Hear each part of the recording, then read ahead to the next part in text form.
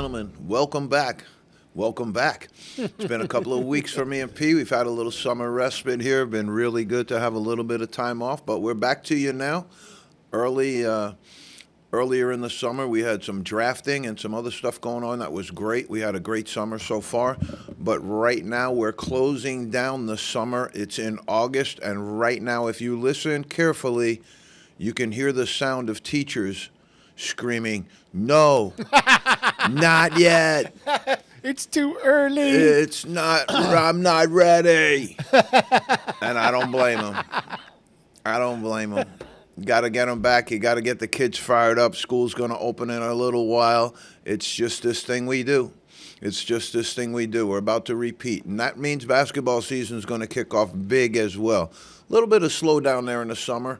NBA trying to keep it alive with the LeBron gone story, and Pete and I will delve into that, I'm sure, at some point during the show. But there's a bit to talk about, some different stuff, and not our usual, but today we're going to bring in a little WNBA stuff because they got some stuff going on over there. Not sure if it's by design or they just don't know what they're doing, but we're going to look into that one as well, Pete. But we start every week off with this fire segment, Pete's Corner, the hottest segment of the show. Pete throws 3 questions my way, and I do my best to try and knock them out of the infield. Pete, here we go, baby. 1, 2, 3. All right, ready? The biggest question in the WNBA. What is a woman? Wow.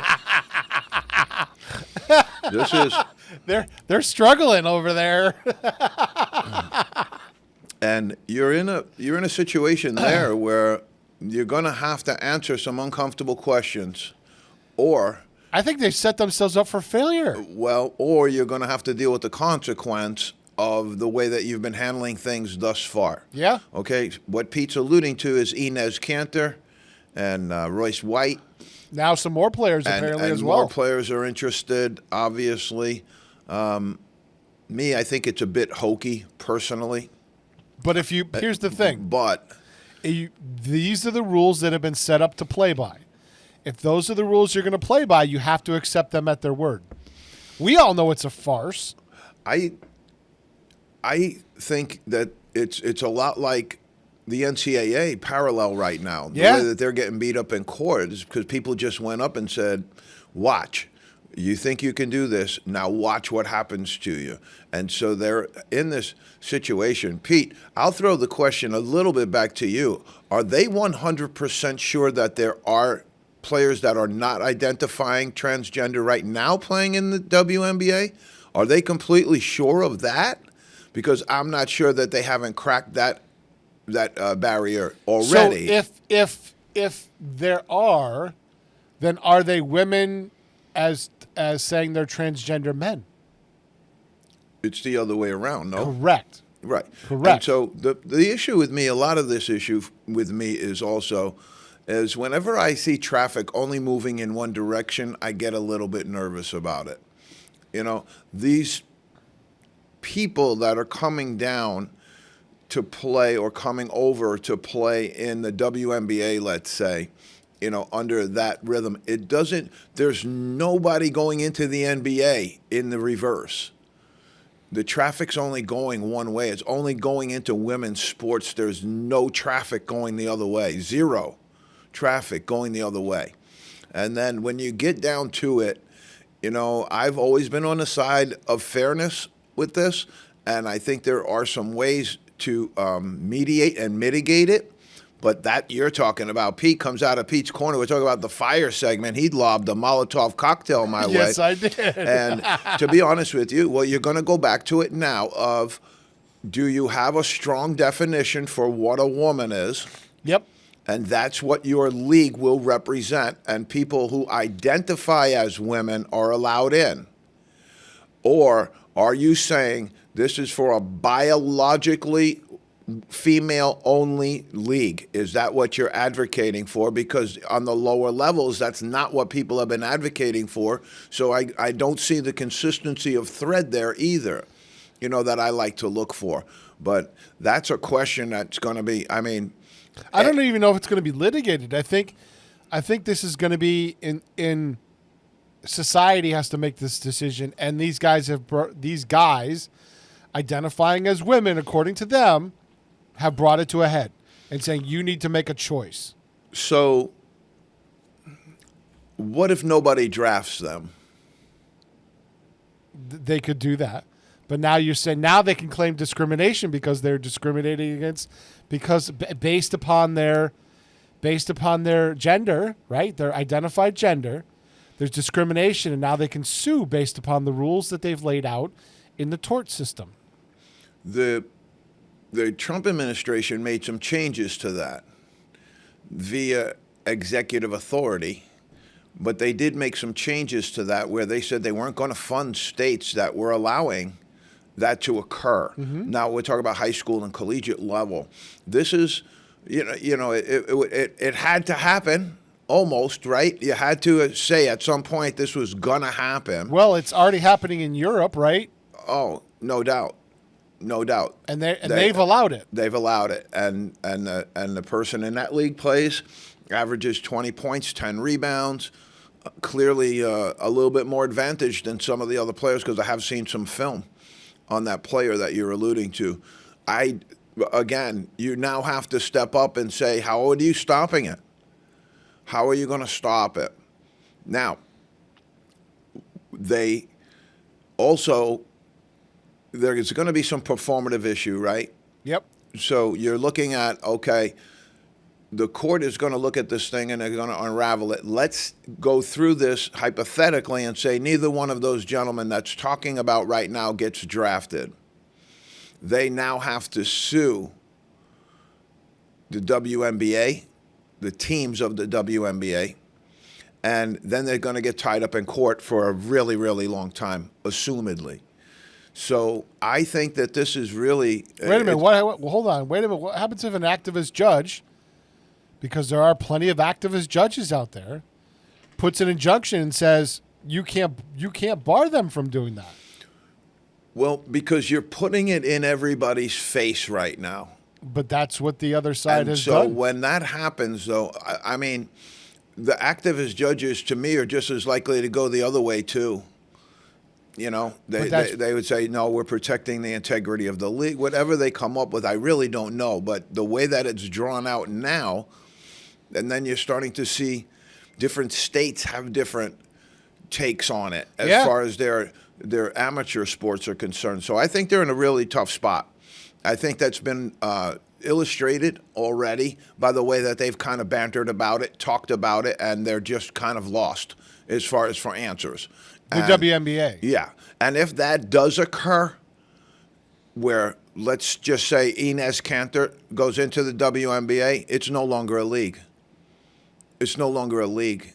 The competitive levels will be very, very disparate, and they'll be way, way too disparate. This person that's over in France playing in that pro league isn't a former professional basketball player. Inez Kanter is. He's a former professional basketball player. And he's still got good years left in the tank. And he's also almost 7 feet. Yeah. Now, let me tell you why Kanter might be one of the guys driving this kind of Kaepernick moment, if you will, if you want to get into that a little bit, but he's certainly going to be the face of it, Kanter was the guy who called out LeBron when LeBron sneakers were being made in China and all of that stuff was going on. He was the one who called out LeBron. Then apparently he disappeared. He got blackballed. Yeah, he disappeared, And so for him to come back with this now, I think, is just kind of a turnabout is fair play. I personally think that the courts are going to have to decide this. I don't like that, but I think they're going to have to decide it, and they're going to have to get into it with some, because what happens is once this door opens, you've essentially ended women's sports. Correct. You can populate those teams you'll find somebody better than Caitlin Clark in a college basketball team right now. Yep. If this is the way that things are going to continue, that league will essentially be shut down and not operate as it currently operates. Yep. They got problems. They got issues. And this is something that's certainly going to be played out in the court. But, Pete, I can't wait to get off of this question and on to number 2. Good one, though. All right, number 2. I see this popping up now over the summer. I guess Shaquille O'Neal is behind this. This is the pro dunk league thing going on TV. I haven't seen an episode yet, but what do you think about just having a pro dunk league? I would be the last person to want to bet against Shaquille O'Neal's business acumen. Apparently it's on. He's got a contract with TNT to air these things. And the thing, I don't like anything about it, really, honestly. But the thing that I see of it that's going to be effective as a business person, if you're looking at this model and you say, okay, I know you don't like it, but would you like to invest in it? And I might sit there and say, yeah, I think I could put some money into that, because the way that everybody's attention span is right now, let's just be honest, everybody's into something quick and fast, and they want to watch a video, they want to watch a movie that's 7 minutes long now. They want to watch a video of somebody doing something that if it lasts over 60 seconds, even the YouTube people tell you, no bueno.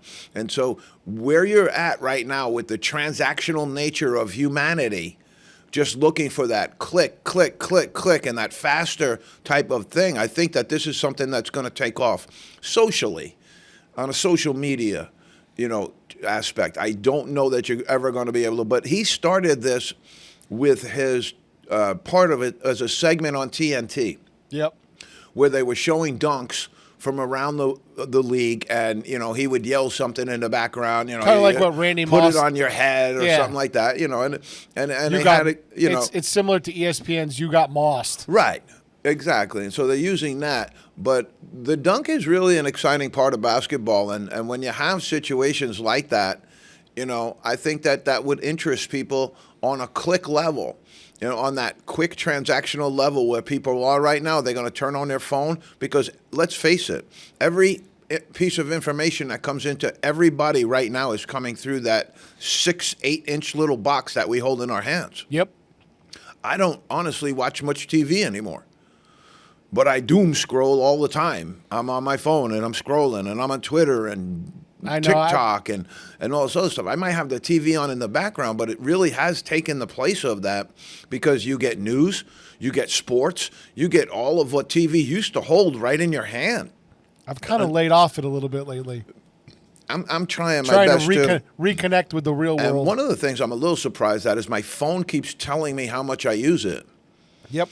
My phone keeps reminding me that I used it more last month or last week than I have in the past. And so when I do get those reminders, I'm kind of with you, Pete. I want to get away from it a little bit, because I don't think it's all that healthy either.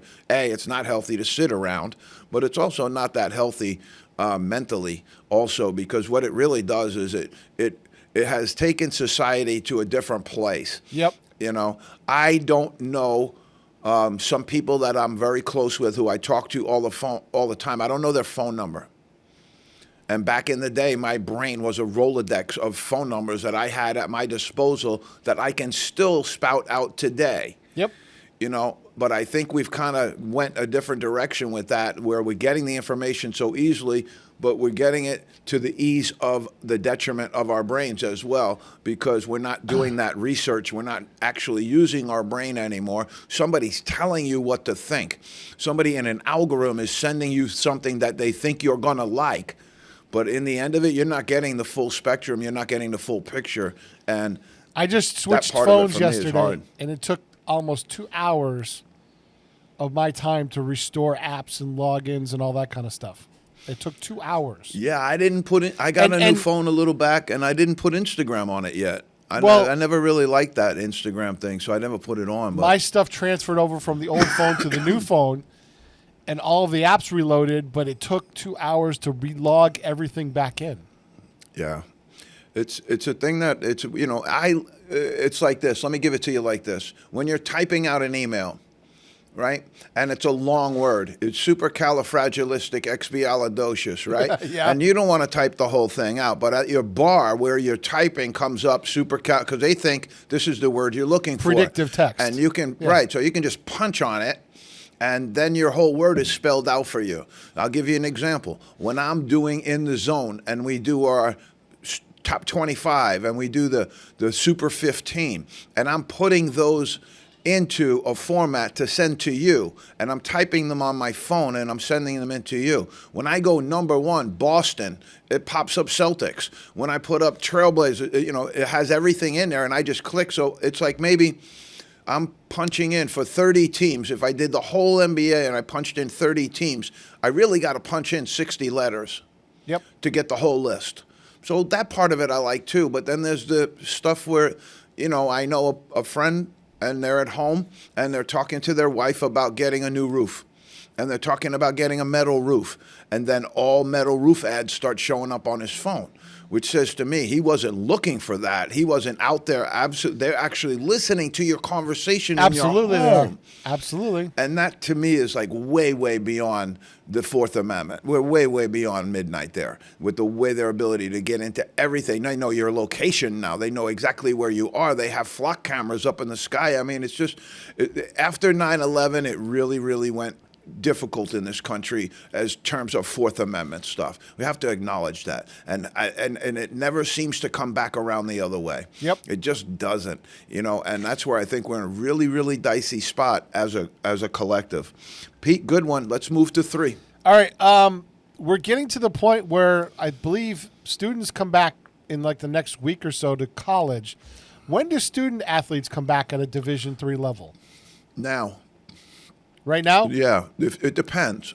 So you have in Division Does III, football just come like back everything earlier? else, you get fall sports. Yep. You get winter sports, and you get spring sports. Winter and spring are in common. But every single fall sport is probably in by now. And our football team's probably getting ready for their first inter-squad or intra-squad scrimmage. They usually go over to Springfield College and play over there for a scrimmage to get ready. And so it's moving along. And as soon as the school year starts, you're going to have games. You're going to have all that stuff going out. And that's another thing, too, is I started playing pickleball. I started to meet a lot of new people, and, they found out I worked at Westfield and doing the show. And so we started to give them passes to our games and to give out free passes to the games. And it's really helped us draw a little bit of a fan base in that there's now these people coming in from the Westfield community. And as part of the show, I would urge everybody to really take a look at some of our women's sports right now are off the charts, really, really good. Our women's soccer team has been good for a very, very long time. But softball last year, 35-1, 35-2, something like that. Amazing, the best year in school history. Our women's basketball team is fun to watch. And then you can come over and watch men's football. You can watch soccer. We have a good lacrosse team. It's just so the people of the community, if you need passes, we have free passes for you to come to the games. We want as many people there as we can to support our student athletes, and we're willing to, pick up the tab for it too. We don't care if you pay; just come in and cheer us on. And so that's part of it. That's really, really cool. But what happens with the fall sports is they got to really gear up. They got to really go. And so you're looking at right now, every single football team in the country has been in for 10 days. Maybe a little bit longer. Been hot. You're starting to pick up some injuries. You're starting to figure out who's on your first team, second team, third team, who's available, who's not. Somebody going to play on offense and defense. That's the Division III model right now, figuring it all out. Yeah. And the Division I schools, I don't like recently, especially for football. And we're going to have this segment of the show I think it's going to blow a lot of people away when we talk about football. But what we're talking about right now is the disparity of, like a Penn State. We're going to talk about them later. Florida State, they got 120 guys on their team. They got managers, they got coaches, they got everybody. Everybody's in gear right now. Everybody's locked in. They got a lot of that too. They got a ton of dough, and they're spending a ton of dough, no question about it. But they're also kind of the thing that pays for everything else right now. This is when they say football's king. Football's King Kong right now. Yeah. Football's King Kong, and we're going to talk about that later in the segment. But what Pete's alluding to on a D2, D3 level is just that really good stuff where you're team bonding, you're getting together with your team, you're starting to build. But football's rough. Like I always like the fluidity of basketball season. Because if I lose a game on Tuesday, I don't have to wait till next Tuesday to get that off my chest. It doesn't fester.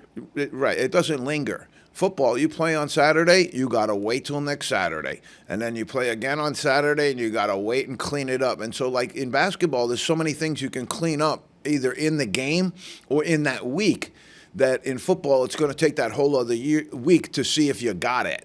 To see, all right, we clean that up. And then usually what that next week brings in is also a new set of problems. You're playing against a different team with a different offense, a different defense, a whole new set of problems. But I will give you this one, too, as well. Like when we talk about football, we talk about some of these other sports. I worked at Colgate for a number of years, and we had a good football team, but they were 1AA. They weren't the big of the bigs. They were Division I, but they weren't the big of the bigs. Yeah, sure. And so we go down, and we're playing, I believe at the time it was Rutgers.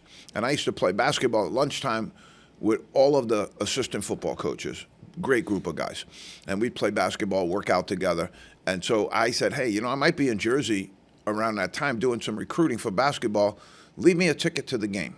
Okay. So I go over.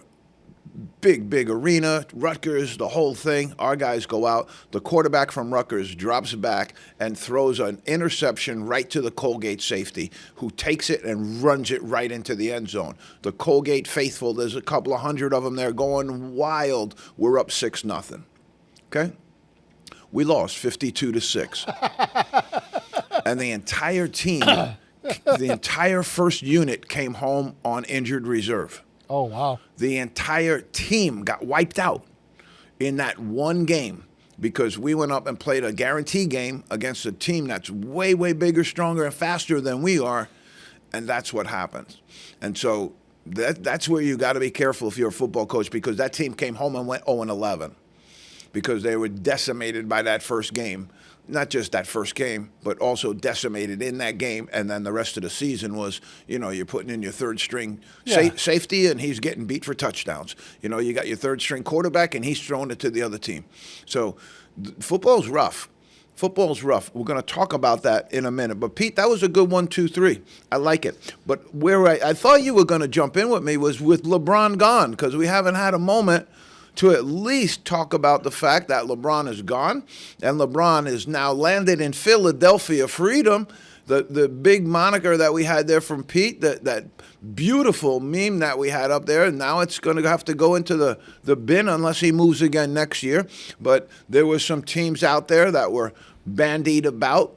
But, Pete, I know you're into this a little bit. So how do you think the 76ers did? Oh, I think they did great, but I don't know if did the terms of the deal come out yet? Is he taking a pay cut? I would assume There's going to be something. Like we talked about that. He had to take a pay cut. But the last pay cut he took was like $1 million. I mean, Yeah, his pay cuts and other people's pay cuts are like a little bit different. But this has to be significant for them to have a team around him that can win. And what does it mean in the future also as far as paying your guys? Maxi's going to need a Maxi contract. VJ Edgecombe's a rookie who was on the all-rookie team. He's going to need to get paid. But also, can you convince those guys to take a little bit less money for now to play with LeBron and to go for a title shot? I think you can, but you're going to get short term. You're going to get, because they might win. Yeah. You get that experience of being a winner, that locked in. And how many millions do you really need when you could use, you could spend your life in Sacramento and make millions and never even make the playoffs. Right. Not sniff a ring. Right. What does your career and how basketball and some other players, athletes in general, get measured is where's your ring? Did you get in a ring? Did you get it all done? Oscar Robertson, for years, until they teamed him up with Kareem Abdul-Jabbar, he didn't have a ring. And I was like, that's one of the greatest basketball players of all time. Forget the fact he doesn't have a ring. They finally got the ring and it took the thing off. But that's a lot how this athlete mentality thinks. So they are looking to get that ring. Does this get them closer to a ring? So you're willing to say, okay, I'm going to sacrifice. What if he comes up for another 30 games like he did last year? Wasn't a factor at all during the regular season. Then decides to show up for the playoffs like he's some great savior who's good enough right now to drive that whole thing through. And what if he does that stuff and him and Embiid are gone, for a combined 60 games next year? But if LA didn't have the injuries that they did, they might have went a little bit further than they did. Possible. If you jump onto the fact that that some of those injuries were in fact legitimate, Yeah. a lot of the talk was that they were going to move him. It was his time to go out of LA, whether it was good, bad, indifferent. It was time for him to go, and Luka was going to take over. Luka's going to be the guy. I think the fact that they thought that they might coexist, I think that was just pure folly on their point. And I don't think, because they also sold the team, in that time as well. Right, so yeah. I think that this was not a hostile takeover, but it was a takeover of his team. A foregone conclusion? That he was going to go, and that, Luka sitting out kind of said to me that, is he injured? I mean, he was playing in the Dallas Mavericks, for crying out loud. They stunk, and he was still lining it up, playing and getting out there. Now he's in L.A., and he's got one of the best players in the world next to him, and he can't make it. I think there was personality clash there. Yeah. I think there was a lot more to it than that. The question is this a good move for him? Yeah.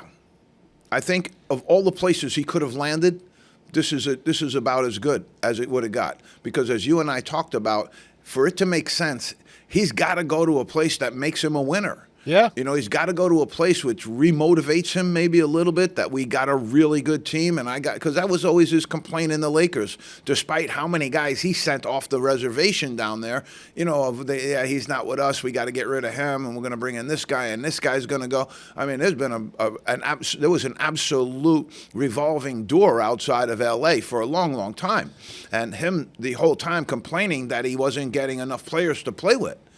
Now I'm not sure they had the guy next to him, like a Jaylen Brown and a Joel Embiid. He didn't have those players next to him. But this team, this roster that they have, that five unit right there. But you'd also talked about good. The 76ers kind of as a great talent team, but they didn't have you always alluded to this, and you never really came out and said it, but they didn't have a unifying force.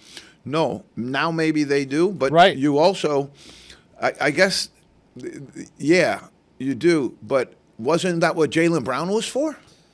Yeah, but he apparently doesn't have the cachet of LeBron. Because, how's that locker room going to work? Because you and I are chemistry majors in here, and we put this potion in and that potion in. Yeah. Now you brought in Jaylen Brown because he didn't want to be Jason Tatum's number 2. You brought him into Phillies. Under the guys, he's going to be the number 1 guy. And then 3 weeks later, you brought in LeBron James and said, "Guess what? You're a number 2."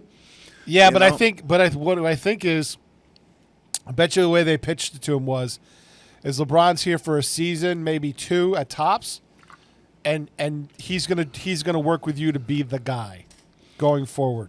You're our guy going forward. LeBron's going to get you to be into that point and mature you into that point. All right. And I think that's a selling point for all of them. Yeah, I think, especially Edgecombe and Maxey, certainly, they're guards. They're not in the same position, But I think Brown's move, I think he kind of got caught there by surprise, personally. I don't think he was thinking that was, because we're talking about reducing salary, right? Mm-hmm. Jaylen Brown makes $20 million more than LeBron does. So are they going to sit there and have LeBron go, all right, well, I'm willing to take a little bit less, but what about this guy? Is he going to take a cut? Is he going to come down to my number? Is he going to cut $20 million off of his salary? No way. No way. So I think that there's a way to do it, but we're going to find out if this is a chemistry class. And the Sixers, they should have, with Embiid missing as much time as he does, and now you brought in a guy who missed almost the entire regular season last year, I'd be careful. I'd be careful with this lineup because it's up top, it's a little brittle. Up top, it's a little brittle and could go wrong a lot of different ways. But it could also be really fun to watch. But they have right now the best 1, 2, 3, 4 punch in the game. Yep. I would say. You got to give the Sixers credit. They're out there. They're trying to make moves. Everybody's out there making moves. They made some big ones. Bringing in JB out of the Celtics and having him in the same league, in the same conference, now going to compete against the Celtics, that was a big-time move for them. And now you're going to say, we're going to follow that up. And the other thing, too, Bring in is the GOAT. but they don't even have to have him cut salary, really, because they can pay their own people whatever they want. So those are the younger guys that are around there. They can re-sign them to max contracts, no big deal. But like you said, James is going to be there 1 or 2 years. They're going to eat a luxury tax for 2 years. Yeah. But they're most likely going to get that back on the jerseys and all the other stuff that's going to come with signing him. We said that whoever's going to sign him is a calculated business move because they're going to put butts in the seats. No doubt. And you have that kind of, dynamic of, okay, he's not what he once was basketball-wise, but as long as he remains what he once was, personality, star power, with the jerseys and all of that ancillary income stuff. National, as long as he can keep that up, the day he goes is the day that people stop buying his jersey. Nationally televised games. That Philadelphia 76er 23 jersey is going to be in a lot of Christmas trees now. Well, and also they're going to get a lot. They're going to suck a lot of the national attention right into Philly. No doubt. That's going to be the center. The LA Lakers are not going to get the attention they got last year. And what I like about Philly's move is they took from the people that they have to compete against the most. They took from the Celtics. Depleted other teams. Right, and so while they're getting better and adding this guy, they just took somebody from an opponent that in their league, and they were bumping up against all year in the playoff run. So I think it's going to be interesting, isn't it? It's going to give us something to talk about, Pete. Oh, my God. It's going to give us something to talk about. But now, Pete, we gotta slip into it a little bit. We were trying to bring Steve in. Maybe we'll grab him a little bit later when the school year jumps. But what is going on in the WNBA right now with not just the guys who are saying we're coming in from the outside, but what's going on the inside right now is absolutely crazy. We've got another Dirty D to add to the mix. We've got Dirty Draymond. We've got Dirty Dylan. And now we've got Dirty Dejanay. Because that was an absolute clothesline of Sophie Cunningham. And that was just physically, that starts a fight in every schoolyard in the Bronx. Yep. That starts a fight where I grew up in every schoolyard in the Bronx. It's a clothesline. It's the same as an underbridge. An underbridge is when the guy goes up in the air and he's airborne and you go in and cut his legs out. Those two things will start a fight in the schoolyard every single day. Now, the only thing I really want to accomplish with this segment, though, is to absolutely rip Sophie Cunningham's coach.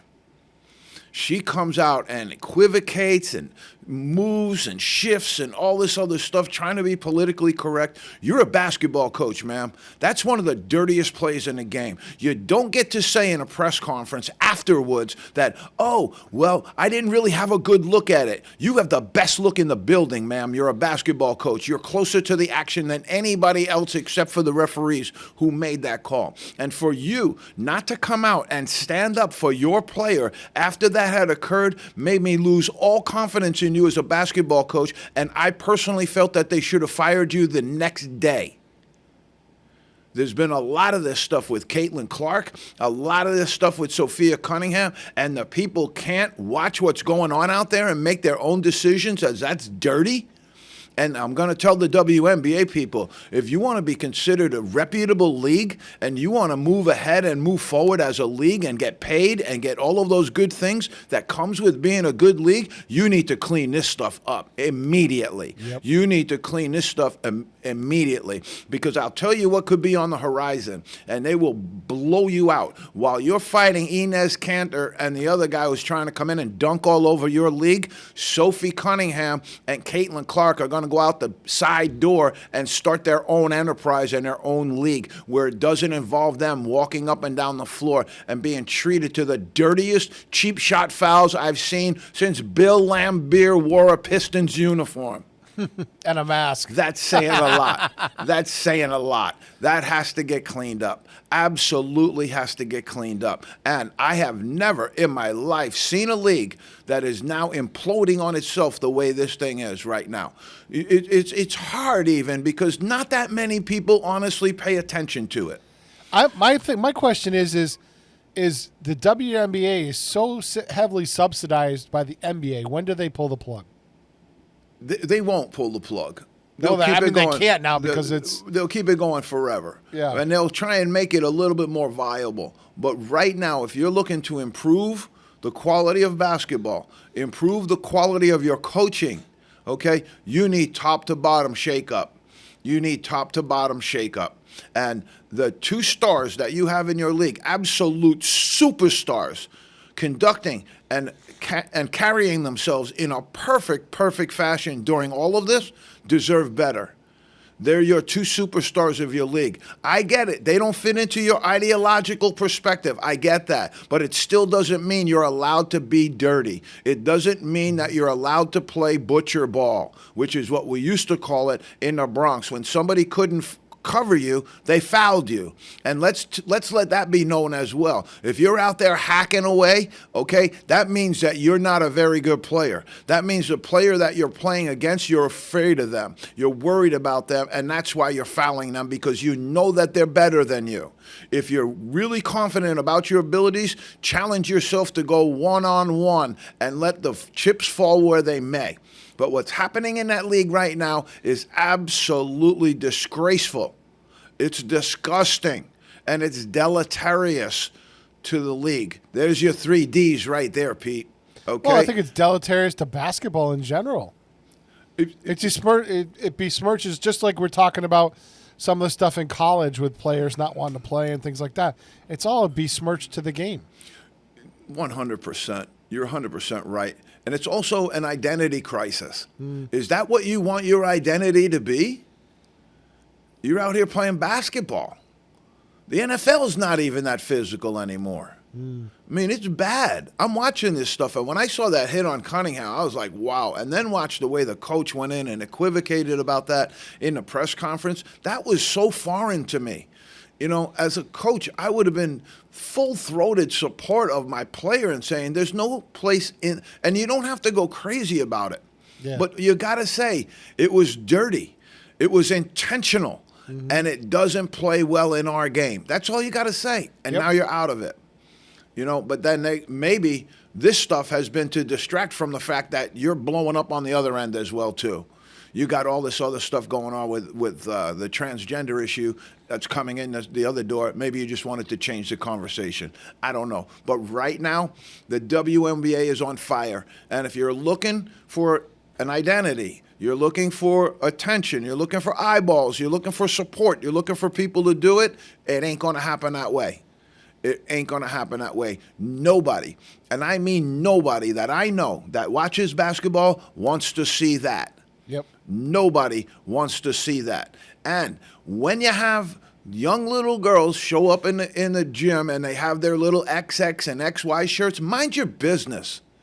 Okay? Mind your business. Leave them out of it. Okay? They wanted to support Sophie Cunningham, and now you got to come out and open up.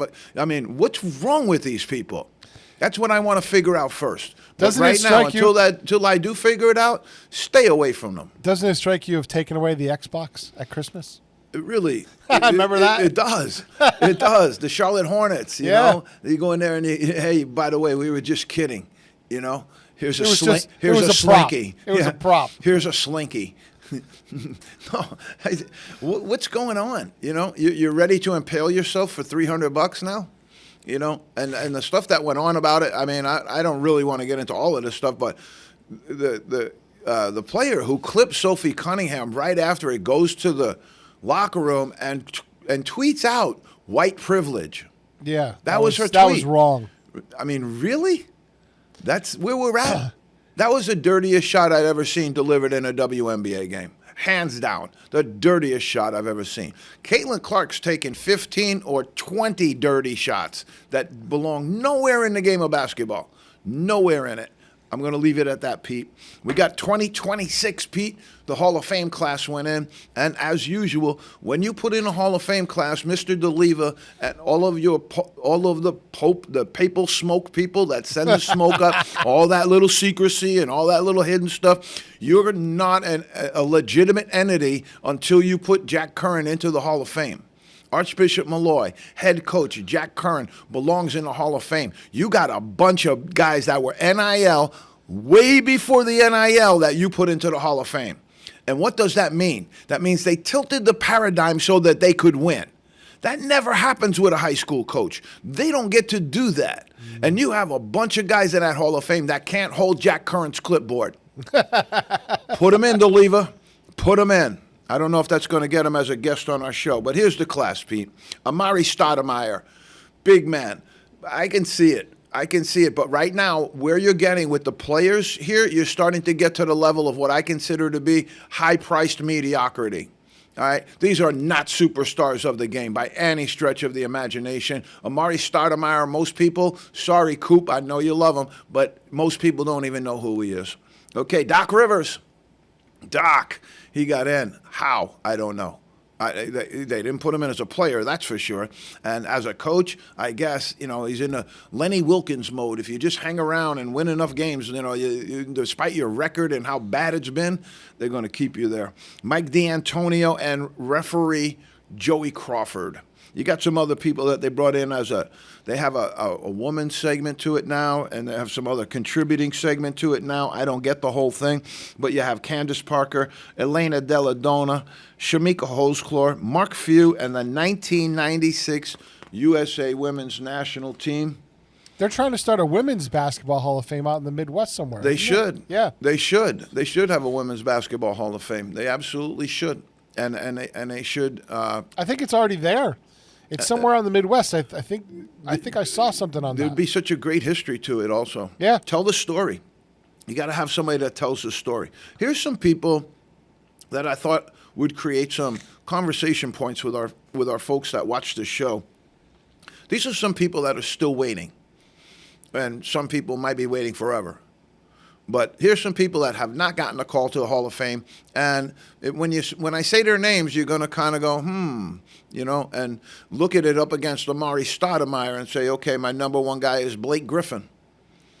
Great player for the Clippers, one of the best athletes ever to play the game. I don't know that he had the skill set and all the other stuff, but he's not invited. LaMarcus Aldridge, not invited. I don't think he should be. Mark Gasol, the big man, maybe. I don't know. I don't think so. Andre Iguodala, the absolute glue man, but a role player his entire career. It's not Hall of Fame. I'm sorry. Joe Johnson, absolutely not. He's traded more times than a bad baseball card. Here's some more that'll give you some thought. Sean Kemp, maybe. Certainly belongs in the Hall of Fame for fathering children, that's for sure. Sean Marion, the big man. He can get up and down that floor. Boy, could he jump. Kevin Johnson. Wow. I wonder if that little fiasco he had when he was mayor of Sacramento is holding him up. Tom Chambers, Marcus Johnson, and guess who's last, Pete? Bill Laimbeer, the dirtiest of the dirty, Billy Laimbeer. They should give him a spot in the janitor's closet. He really was. And a mop and a broom and all that other stuff, and have him come out they should have made him come out like one of those Red Cross people, with a bandage around his eye, and he was so dirty, and he started more fights in because this is what happened in the NBA. Like WNBA, I don't think they knew how to react to that when it happened with Sophie Cunningham. I don't think they really had seen that happen a bunch of times before. They didn't know how to react to that. When Laimbeer did something like that, Robert Parrish smashed him over the top of his head. When Isaiah Thomas came in, Karl Malone put 60 stitches in his forehead. Isaiah Thomas came back in the very same game. So everybody talks about now and then and all this other stuff. Bill Laimbeer was one of the dirtiest, but he started more fights than anybody because nobody wanted to put up with it. I remember Danny Ainge trying to chew off Tree Rollins' ankle. Tree Rollins is 7 foot, and Ainge went at him and tried to fight him. And I remember Calvin Murphy jumping on top of Wilt Chamberlain, 5'9" against 7'3". It was unbelievable. The league was much more physical back then. Okay, Victor Wembanyama, the face of the NBA coming up. I believe he will be. It's going to be a really, really great career for this young man if it continues on the trajectory that it is right now. He has been named captain for Le France for the FIBA qualifying round for France, and that's going to be a little prelim to the Olympics. The Nets owner has said, the owner of the Nets has said that the Knicks title was an embarrassment to the Nets. So the Knicks winning their title was an embarrassment to the Nets. How about you go out and get some players? The Nets are an embarrassment to the Nets. The Nets are an embarrassment to Brooklyn. The Nets are an embarrassment to all of New York proper. Stay the Knicks out of your mouth, big guy. You don't belong there. Okay, the Lakers also got a big, big problem going on right now. Just a little while ago, they sold the team. $12.7 million, okay? I think billion, isn't it? Billion. Yeah, 12.7. I said million? Yep. Oh, no, Pete. That's long gone. Yeah. $12.7 billion, okay? Now, somehow the Buss family, who have owned the Lakers since 1979, somehow they retained a portion of the control, 17% of the control. Now, this guy comes in and buys it. The family, other family siblings of Jeannie Buss, who is the one who is the active participant in the Lakers, her dad and her ran the Lakers. She's now the governor, quote unquote, of the Lakers, and she's got, they have 17.5% of the team. The four other siblings want to sell now, and she doesn't want to sell. And going back to a court case from a couple of years back that said that they would have to have her approval to sell the team. So we'll see how that goes. But Mark Walter was the guy who bought them for $12.5 million, and two guys that are coming in trying to buy them right now. You're going to remember one of these names, Pete. Josh Kushner, the president's son-in-law's brother. Kushner. Oh, brother, His okay. brother, Josh. Jared's the one married to Ivanka. Yep. And Bob Iger. And what was Bob Iger's claim to fame? Ran Disney, didn't he? He was the man who ran Disney. Yeah. Pete. You're on top of your stuff. You're on top of your stuff. Yep. And so that's going on right now. We'll see how that concludes itself. Lakers in a little bit of a turmoil there. But I do like some of the positional and some of the personnel moves that they've made. I like that. I think they've done well. And we'll see how the season goes. But I think for them, it was a cleansing. You know, get LeBron out. We've got to get them out. Let's make it work as best we can. They brought in Walker Kessler, brought in some other good young players that I think give them some directionality in the future, and I think will bode well for the team. We've got some NCAA news here on you, but I want to jump into my Penn State segment, which is basically, it's going to be a little bit of a conversation about football, but it's also going to draw some of the other illumination to this whole thing of NIL and what we're talking about here. All right? I don't know how you have Penn State doing all of what they're doing based upon the fact that they really only have one team that makes money. They basically have one team that produces revenue. All right, so when I said before football is king, well, football is King Kong now, and here's why. Football team at Penn State, Pete, how much did they make, you think? Oh, I bet you it was close to $1 billion. Not on this measurement. No? Because I don't know what they're measuring. But in-house, stadium, ticket sales, all that good stuff. 50 million? 57 million. Yeah, okay. Okay. Now, basketball, 172,000. Yeah. All right. Everybody else is below the Mendoza line. Here's a few of them. Fencing. How expensive could fencing be, Pete? You got a little foil there. All you got to do is stick somebody with the foil and you win, right? Got to do laundry. 498,000. The men's team lost. Women's team, 543. Women's fencing, 543K in the hole. Women's golf. How could this be? I don't know what they're counting. But 506, maybe it's because you're in the Big Ten now.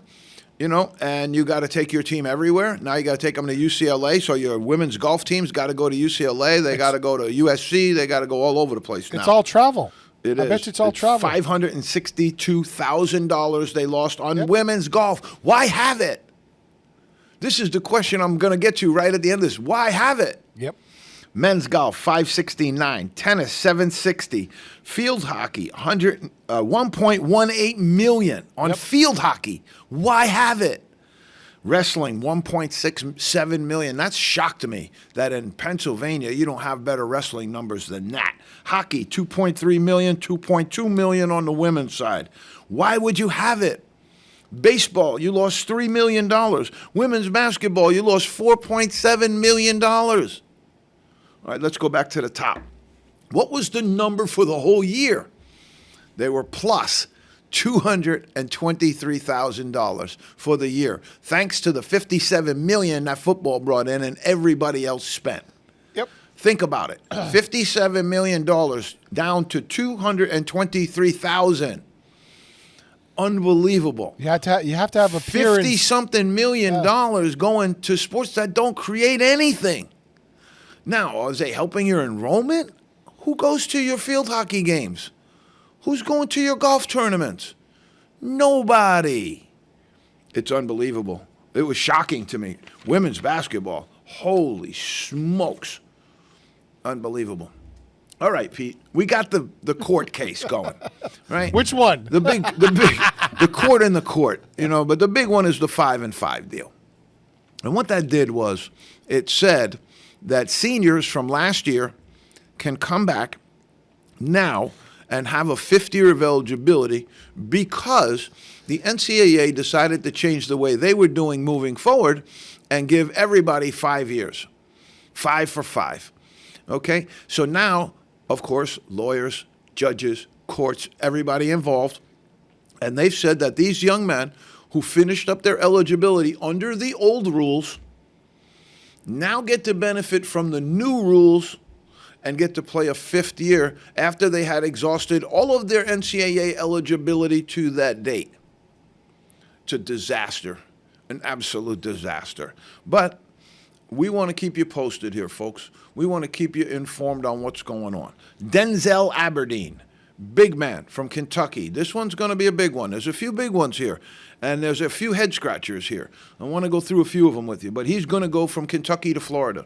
A little SEC on SEC violence right there. How do you lose him, Kentucky? You got $22 million. How did you lose him? How did Florida have the money to pick him up when they got Ruben Chinule?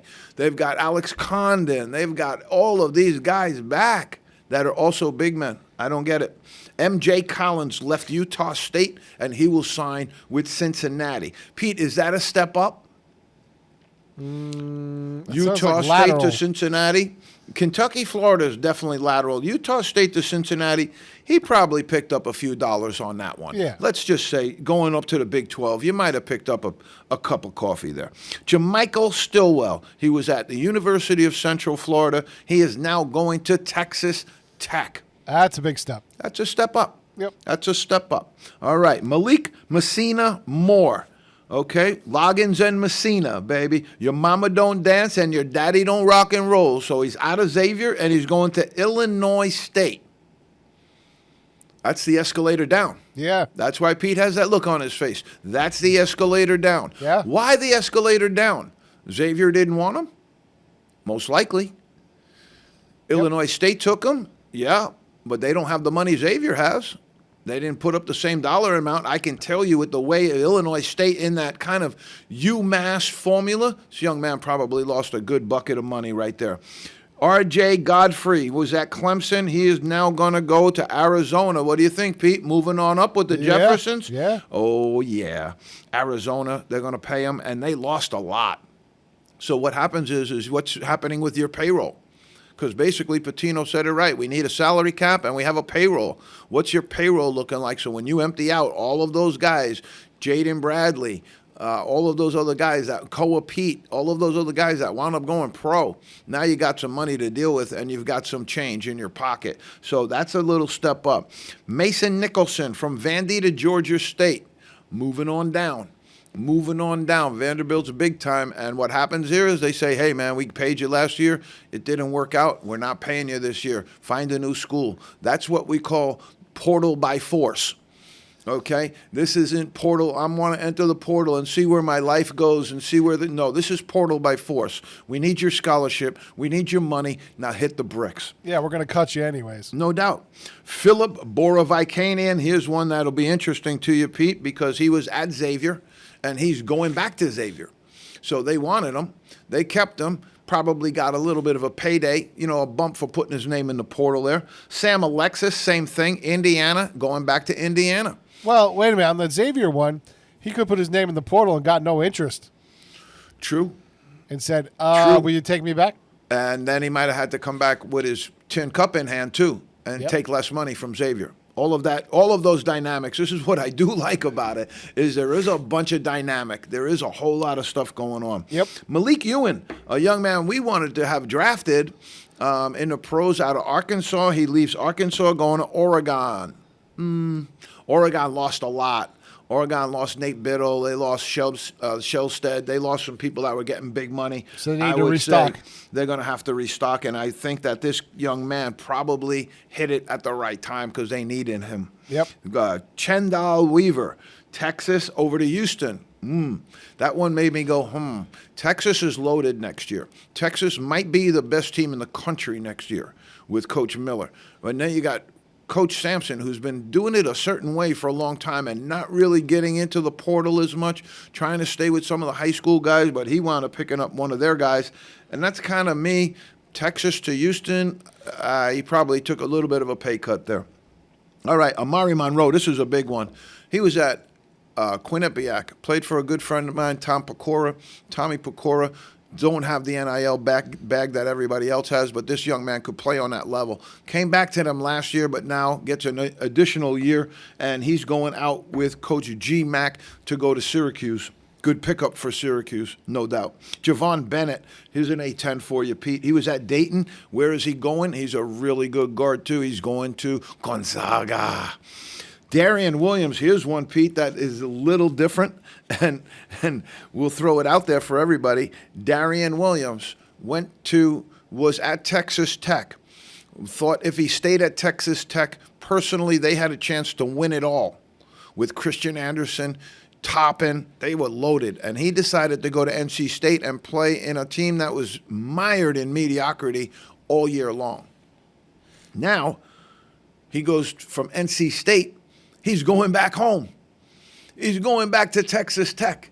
He was there. He left. He's coming back. I still remember you guys. I still love you guys. I want to come back, and boom, there it is. He's lucky they took him back.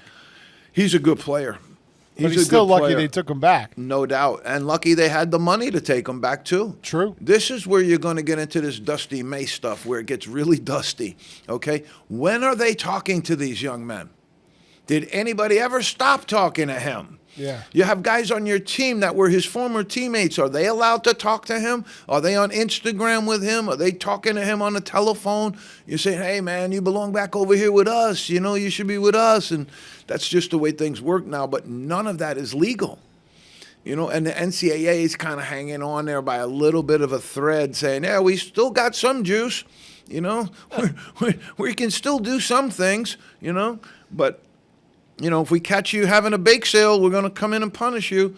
They can still do a little bit of that. But, I mean, right now, you're at a point where you're in bad shape right now if you're the NCAA. And if you're talking about revenue, when we just went through that whole thing, here's a question I want our fans. Nobody knows how much money's actually floating around out there. Well, here's one I want our fans to think about, opine, and come back to us with, all right? If you're Penn State basketball and you're Coach Rhodes and you just came up with a number of, I forget the number, but it was under $300,000 that they made. How do they have this $1 million payroll for NIL if that's your number? How does anybody but at football at Penn State getting paid that number except the football guys? Yep. That's the part I don't get. All right. How much time do I got, Pete? You got about 5 or 6 minutes. Beautiful, beautiful. All right, here's one for you, Pete. Mark Ingram is out at the University of Alabama, Birmingham, as the athletic director. They will let Coach Kennedy, Andy Kennedy, who's the basketball coach at UAB, he will take over as the interim AD. Nothing could go wrong there, Pete. Nothing could go wrong there. I think I see a new gym in your future. and I think they're probably pretty. Wouldn't that be something? And I think they're probably pretty deep into the NIL, over there as well. But yeah, like if I'm coaches of all those other sports, I'm like, what did we just do? What did we just do? We just put the fox in the hen house. Jai Lucas, after one season, I don't get this, but somebody I'm sure will explain it to me. He gets an extension of his contract after 1 year at Miami. Now, I know Miami down there, and I know some of the things going on down there where they're trying to really, really, really work to compete on this football thing. Because as a lot of these schools are finding, Virginia Tech, Miami, some of these schools that used to be vaunted powerhouses in football, they're now finding out the real cost of it. And they're pumping up, they have a donor and they're going to pump in $25 million. And even the donor, who's a very, very well-heeled guy, says, hey, man, this ain't sustainable. Yep. You guys are escalating at a place that's not, good. We're not going to be able to keep getting the people excited to keep giving the money. We've been saying that for 2 years now. And when you clean it out, it ain't like that money comes back next year. You got to have that money again and again and again and again. We've been saying this for a long time. Yep. And so that's the law of unintended consequences that's happening right now. But Jai Lucas, hey, more credit to him. He's number one. After this year, and he's got a great contract extension to stay at Miami. Good for Miami as well. But again, I don't know, after year one, why you would go in and renew somebody's contract. I would wait a couple of years just to make sure that year one wasn't an anomaly. They did well. They did very well. But, let's just sit back and see. I'm sure he had a 4-year contract, had a 5-year contract. But a lot of times these coaches have a clause that will say, at the end of when I get to where I only have 4 years left, we start to roll it over. So I get a year every year for that, so it stays at 4 years. So that's a lie that coaches told to their athletic directors. Goes, I need 4 years so when I go into somebody's home, I can tell them I'm going to be there for the entire time that they're going to graduate. And then if you watch the carousel go on in the spring, you know darn well that ain't none of that happening on the ground. Yep. But that's the reality of it. UConn. This was an interesting one. They hired Charlie Stevens as their general manager to take over for the great Tom Moore. Tom Moore was a Mazcat guy like I am and started there, worked at Quinnipiac, really did a good job at UConn for them as assistant coach, getting the back-to-backs going, but also then slipped into his role as their first general manager. Right now they're hiring Charlie Stevens as a general manager to replace Tom Moore. Congratulations. Charlie, he played college basketball at Clark University, probably competed against us at some point, and he was with the Spurs organization for a good bit of time, and he's now gotten brought back to UConn, and I'm sure he'll do good stuff. Think about this: if they're coming out of the NBA, they're following the money. Yeah, he was a director of grassroots scouting for the Spurs. Right. Follow them. Now he's a general manager at UConn. Yep. He's probably making close to $1 million. The what do they call themselves? The capital of basketball. The capitalists. They're going to be on the run too soon when the socialists come into basketball. All right, Pete, we're going to leave you this last one. All right. This is the NCAA. My weekly shout out to Governor Baker. This is why you lose. This is why you lose all the time. This is why you're getting blown up in court like nobody's business. Okay? Creighton, transfer. Liam McChesney. Now, I don't know a whole lot about Liam McChesney, but he is transferring from Creighton. Now he's going to go to Manhattan College, right in my backyard in the Bronx. Okay? I never understood why you had Manhattan College in the Bronx, but that's another one for another day. Okay? But Liam has committed to Manhattan College. And this is in the wake of all this 5-and-5 stuff. The 22 class, are they going to want to get theirs? Are they going to get grandfathered in? Got all of this stuff going on. And this is why you lose all the time. And this was in the tweet, so I'll give you their language. Ultra rare 8th-year senior. Yeah. I read that. I was like, wait. Utah State, Illinois State, High Point, Creighton, and now Manhattan. I stopped at Creighton. I was like, that's it. 4 years, 4 schools, okay, you jumped around a little bit, but I got you. But it's 4 years. Now he gets another year. He's been around for 8 years. I get it. There's been some issues, some problems, and I get all that. But this is why the NCAA loses, because you kept making all these deals with people on the side, only to have them come back and bite you later on when you were trying to cut those deals off from the same guys that were in this game, had played in the game, and were now looking for the same dispensation that you gave to all of these other guys on a case-by-case basis. You didn't want to give them the whole kit and caboodle. You didn't want to give it to all of them. You wanted to do it case-by-case basis, where you have some guy sitting in Indianapolis in an office, and he's sitting down and he goes, okay, approved, boom. No, now they got all of them in one. Boom, fell swoop, and they're knocking it out of the park. And these guys now are going to keep coming back for more and more and more. The NCAA is on the run, Pete. The NCAA is on the run. They are the Wile E. Coyote of the world right now. They're trying to catch Roadrunner, and he keeps blowing them up. Pete, great to be back in the seat with you. Folks, we're going to get it really rolling this year with some great, great shows for you. The season's coming up, 26, 27. I think when people say that, they get thrown off a little bit, that we're even past 2000. Now we're into 27. Yep. Great to be alive at this time in America, though. It's a great, great country. And let me just say to everybody involved in the July 4th stuff and all the other stuff with the 250, great job. Really, really loved it. And keep us coming back for more with those fireworks. Pete, we're out of here. A couple of weeks off, but I feel pretty good back in the seat, and we'll be ready to go, fired up and pumped up for next week. We'll see you in the zone, folks.